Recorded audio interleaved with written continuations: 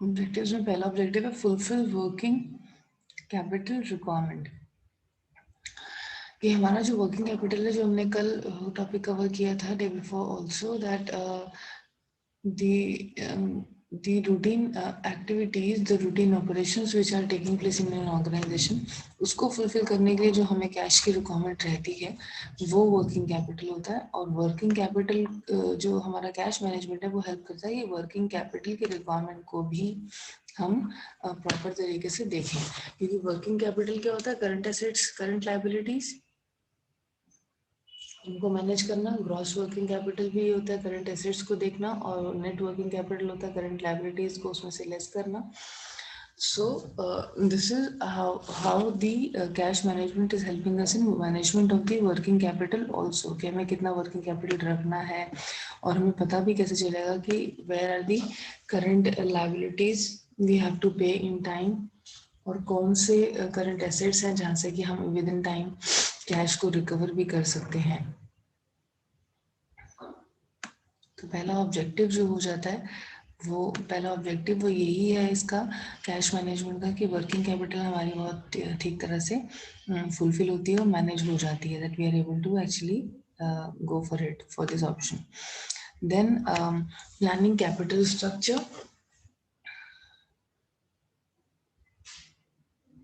My internet connection is very unstable today. I'm really sorry about it. It is getting disconnected again and again. So anyways, I'm going to share the attendance in group. जो रह जाएंगे मुझे please बता दीजिएगा. And then I'm continuing. Planning capital structure helps in planning the capital expenditure and determining the ratio of debt and equity to acquire the finance of this purpose.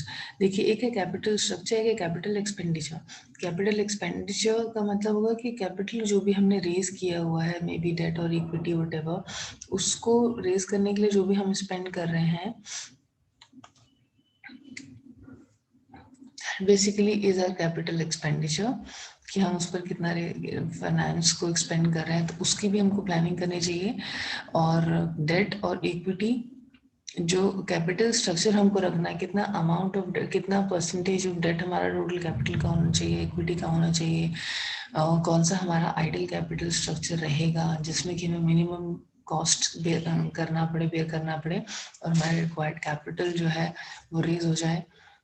That was basically the having the ideal capital structure, so that we are spending the minimum of the cost and maximum of the profits are earned. Handling unorganised cost. Now अगर हम cash management करके देखेंगे, cash management का अगर concept we are following, that we have to follow for our payables, we have to take care of our receivables also. तो जो भी unorganised cost है हम उसको प्रॉपर तरीके से हैंडल कर पाएंगे। There are times when the company encounters unexpected circumstances like breakdown of machinery. हमारे पास अगर हमने सपोज कोई मशीनरी है, लॉन्ग टर्म एसेट था, फिक्स्ड एसेट था, जिसका कि शॉर्ट टर्म में कोई लेना देना नहीं है, वर्किंग कैपिटल से लेना देना नहीं है फिक्स्ड एसेट का, क्योंकि हमने एक बार खरीद लिया, लॉन्ग टर्म तक चलेगा, हम एज्यूम करते हैं। लेकिन कभी भी कुछ भी सर्कमस्टेंसेस ऐसे कंपनी में आ सकते हैं जो कि बिल्कुल अनएक्सपेक्टेड है, जो हमने सोचा ही नहीं। जैसे कि कोई मशीनरी ब्रेकडाउन हो गई, या कोई छोटा मोटा एक्सीडेंट ही हो गया बिजनेस में, कंपनी में ही कोई एक्सीडेंट हो गया, किसी एम्प्लॉय को ही चोट लग गई, या किसी एम्प्लॉय के ऊपर मशीनरी गिर गई, या कुछ भी ऐसा अनएक्सपेक्टेड सा हो गया, कहीं आग लग गई।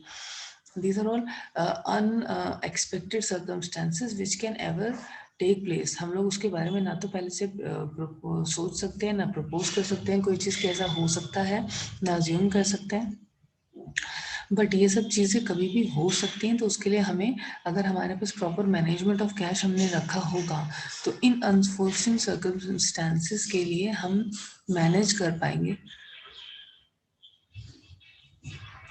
प्रॉपर तरीके से, कि हम so that we are able to see and manage all these unfortunate circumstances. और ये जो अनफॉर्चुन एक्सपेंसेस है जिसके लिए हम रेडी नहीं थे, ये सब कॉस्ट को भी हम बेयर कर पाएंगे। Initiates investment, Cash management initiates investment. The other aim of cash management is to invest in the idle funds in the right opportunity and the correct proportion. हमें सही टाइम पर सही प्रोजेक्ट में सही अमाउंट ऑफ कैश या funds को invest करना भी एक हमारा फाइनेंशियल मैनेजमेंट का एक एम होता है.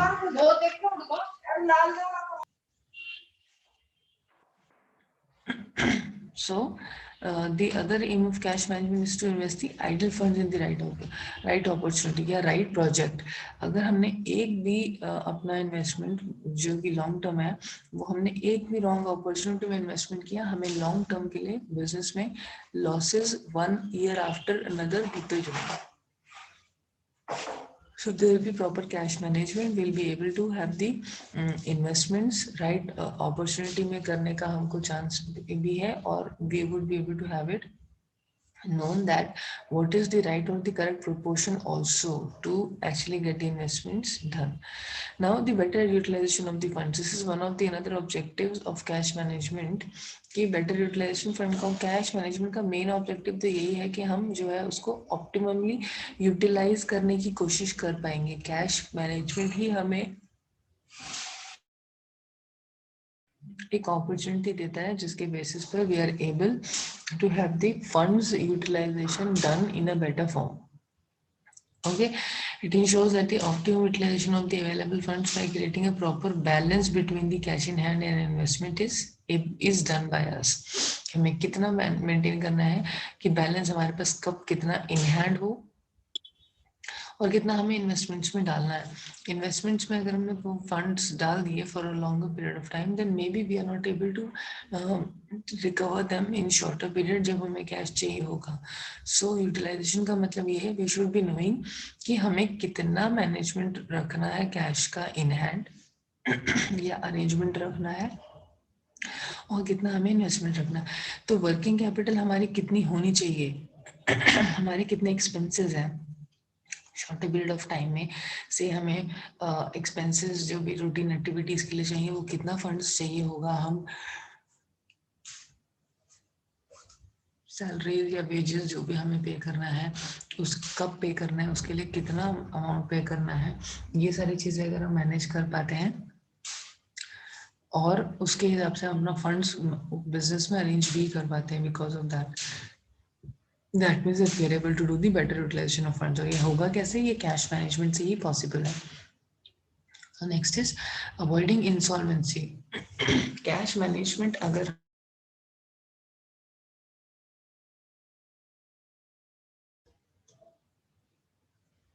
can everybody see my screen also? Avoiding insolvency. If the business does not plan for the efficient cash management. मेरा इंटरनेट बहुत अनस्टेबल है, आई एम रियली सॉरी, बहुत इश्यूज आ रहे हैं इसमें, बार बार डिस्कनेक्ट भी हो जा रहा है आई थिंक.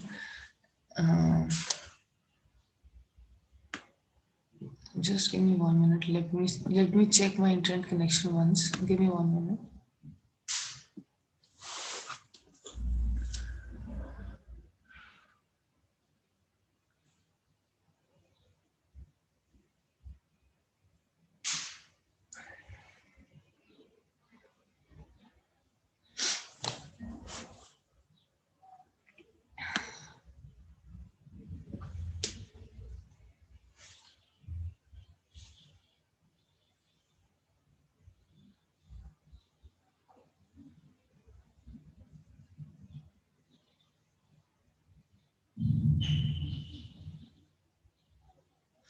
I think अभी ठीक है कनेक्शन. Avoiding insolvency. इंसॉल्वेंसी होता है जब बिजनेस में फंड्स की जरूरत होती है और जितनी फंड्स की जरूरत है बिल्कुल फंड्स बचे ही नहीं है, और बेसिकली जब एक पर्सन इंसॉल्वेंट हो जाता है या कोई भी एक बिजनेस इंसॉल्वेंट हो जाता है, बिजनेसमैन अपने आप को इंसॉल्वेंट डिक्लेयर कर देता है, इसका ये मतलब होता है कि वो पर्सन के पास अब अपने पैसों को वापस करने के लिए कुछ भी बचा नहीं है. मतलब business is in so much losses that he is bearing the loss and he does not have even the money to bear all the liabilities और pay of all the loans, या जहाँ से भी हमने पैसा रेज किया हुआ है उन सब जगहों का पैसा भी वापस करने का के लिए बिजनेस के पास फंड्स नहीं होता, तब उस टाइम पर हम उसको बोलते हैं इंसॉल्वेंट। तो if business does not plan for efficient cash management या फंड्स मैनेजमेंट को हम प्रॉपर तरीके से अगर नहीं कर रहे किसी भी बिजनेस में, तो हम insolvent declare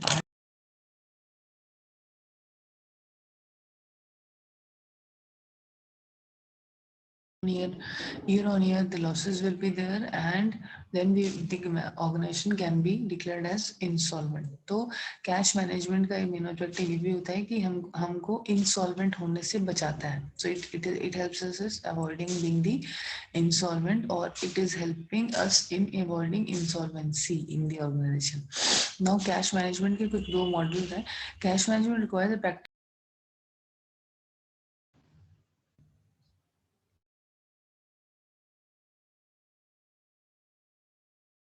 Am I audible now?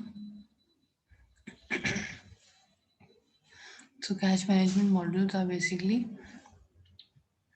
these two types of models we'll study, through which these were the experts basically who have given the cash management models कि इनके approaches हैं जो हम follow अगर करें तो we would be able to have the cash management done in a better way in our organization.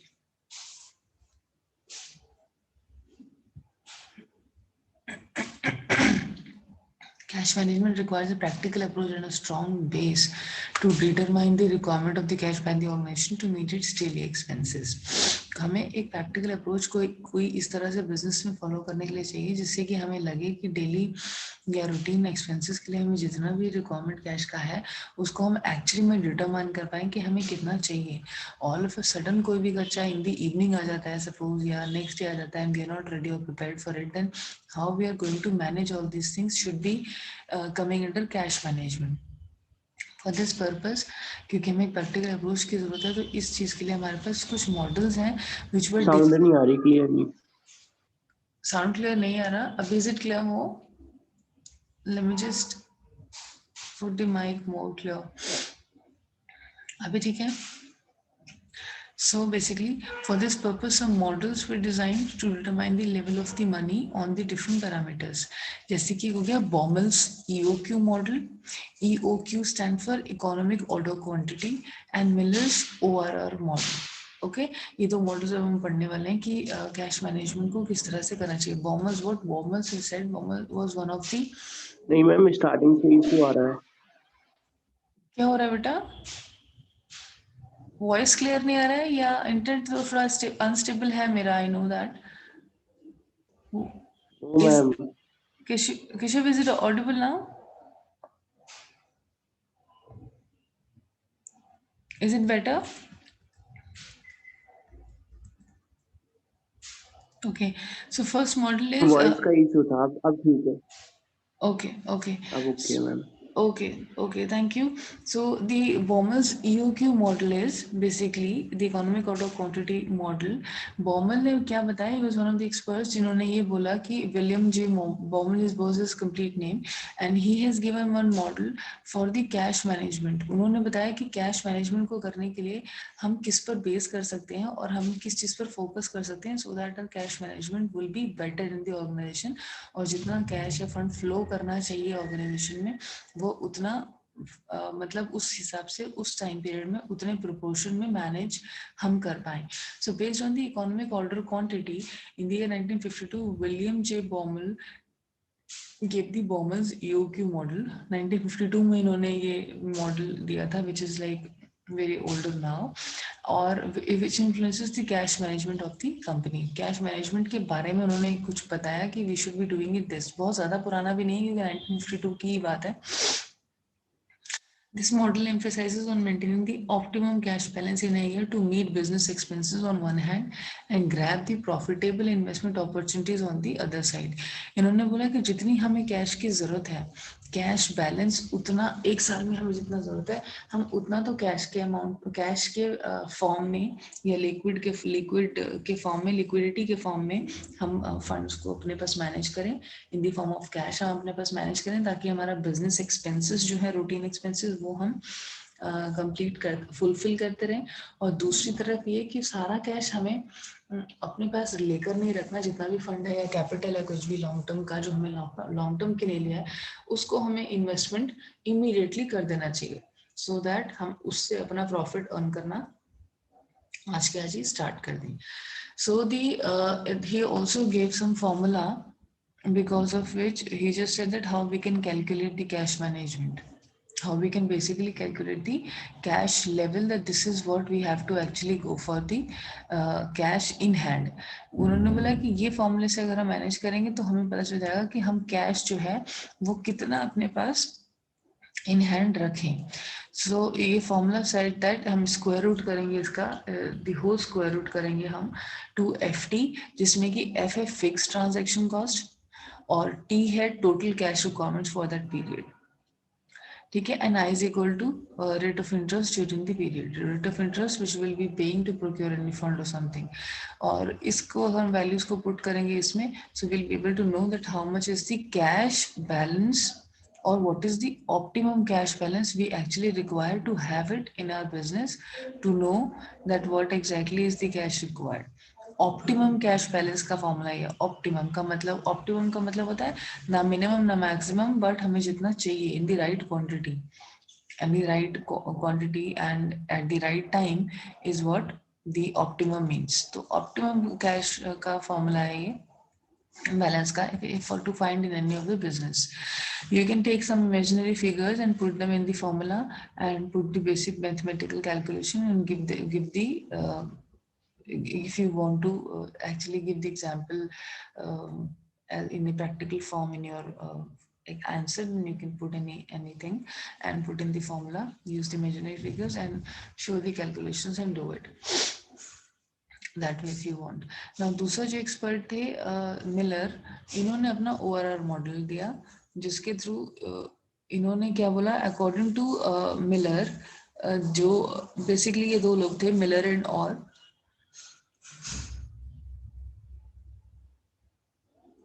इन दोनों experts ने कहा कि जो बॉमल ने फॉर्मूला दिया है it is correct somehow, but ये जो है सिर्फ कैश विड्रॉल के बारे में बताता है कि हमें, क्योंकि ऑप्टिमम कैश लेवल क्या रखना है, क्या कैश बैलेंस रखना है, उसके बारे में बताता है। So cash is the most uncertain element of the business. उन्होंने बोला कि कैश के बारे में बता तो दिया कि हमें कितना कैश रखना चाहिए, कितना ऑप्टिमम होना चाहिए, क्या होना चाहिए, मगर कि इतना अनसर्टेन होता है बिजनेस में इन फ्यूचर कि हमें नहीं पता। मैं आज डेटा माइन कर लिया, क्या हम इसको रोज रोज डेटा माइन करते रहेंगे, एवरीडे डेटा माइन करेंगे या वंस इन अ ईयर करेंगे? तो अगर कोई भी एक सर्कमस्टेंस अनसर्टेन आता है तो वो कैश मैनेजमेंट पूरा उस तरीके से ऊपर नीचे हो जाएगी वो चीज़। तो जितना हमने इनिशियली किया था कि हमें इतना चाहिए रहेगा, अगर एक भी अनफोर्सिन कोई सर्कमस्टेंस आता है, छोटा मोटा भी कोई बिजनेस में एक्सीडेंट हो जाता है, तो हमारा वो जो एजम्पशन था बॉमल के फॉर्मूले का वो फिर गलत हो जाएगा। वहां पर हमारा कैश ज्यादा यूज हो जाएगा एक्सीडेंटल मैनर में या किसी अनफोर्चुनेट सर्कमस्टेंस में जिसके लिए हमने प्लान नहीं किया था और अपने फॉर्मूले में वो चीज़ कंसिडर भी नहीं की थी, तो वहां पर वो चीज़ फेल हो जाएगी। There may be many times when the organization have a surplus cash. This discouraging withdrawals instead, तो उसने बोला कि सिर्फ बॉमल ने बताया कि हमें कब कहाँ कितना कैश रिक्वायर्ड है, लेकिन उसके बारे में फोकस नहीं करा कि अब कई बार ऐसा भी होता है बिजनेस में कि कैश सरप्लस में होता है हमारे पास। सरप्लस का मतलब हो जाता है, सपोज हमें रिक्वायरमेंट है 100 रुपीज की और हमारे पास बिजनेस में है 120 रुपीज इन कैश, ठीक है। सपोज 100 करोड़ रुपए की जरूरत है और 120 करोड़ हमारे पास है। तो उन्होंने ये बोला, इन्होंने मिलर एंड और ने, that we should also be focusing not only the withdrawal of the cash या अरेंजमेंट ऑफ द कैश कि हमें जितना चाहिए हम उतना अपने बिजनेस में लेकर आ जाएं कैश, उसकी तो जरूरत है ही, लेकिन अगर हमारे पास कैश सरप्लस में है तो उस टाइम पर हमें क्या करना है, वो बॉमल के फॉर्मूले से या बॉमल मॉडल से हमें नहीं पता चल रहा। एक्स्ट्रा कैश भी तो कमी हो सकता है, कम हो जाएगा तो अंडरस्टैंडेबल है कि ठीक है हमने मैनेज कर लिया ऑप्टिमम कैश और हमने यूज कर लिया, लेकिन जब सरप्लस कैश है तब हमें विड्रॉल्स को डिस्करेज करना चाहिए सो दैट और ज्यादा सरप्लस कैश ना हो। और क्योंकि कैश को उन्होंने डिस्करेज इसलिए करा है, सरप्लस कैश होने के बाद विड्रॉल्स को डिस्करेज इसलिए करा है क्योंकि अपनी ही प्रैक्टिकल एक्सपीरियंस ले लेते हैं लाइफ का। फॉर एग्जांपल हमें जरूरत कैश की है नहीं और हमारे पास कैश बहुत सारा है, सपोज 4-5,000 10,000 हमारे पास कैश पड़ा हुआ है, और उसकी हमें रिक्वायरमेंट भी नहीं है, हमारा रूटीन एक्सपेंस है सपोज 2000 रुपीज, और हम फिर अपने एटीएम से कैश को और विड्रॉ कर रहे हैं, तो उस टाइम पर हमें कैश को विड्रॉ नहीं करना चाहिए बल्कि डिस्करेज करना चाहिए। तो यही चीज मिलर और ने बोला कि जब सरप्लस कैश हमारे पास ऑलरेडी ऑर्गेनाइजेशन में है, उस टाइम पर हमको डिस्करेज करना चाहिए विड्रॉल्स को। कैश को हम फिर विड्रॉ नहीं करें, क्यों? क्योंकि जो कैश ऑलरेडी सपोज कहीं कैश एट बैंक है भी, so that is at the more safer place and it is somehow able to make some money also, पैसा उससे कुछ ना कुछ मिल रहा है, या फिर जो हमारे पास सरप्लस कैश है उसको हम कहीं इन्वेस्ट करें, इन्वेस्टमेंट कर दें। और इन्वेस्टमेंट करने से हमारा क्या होगा कि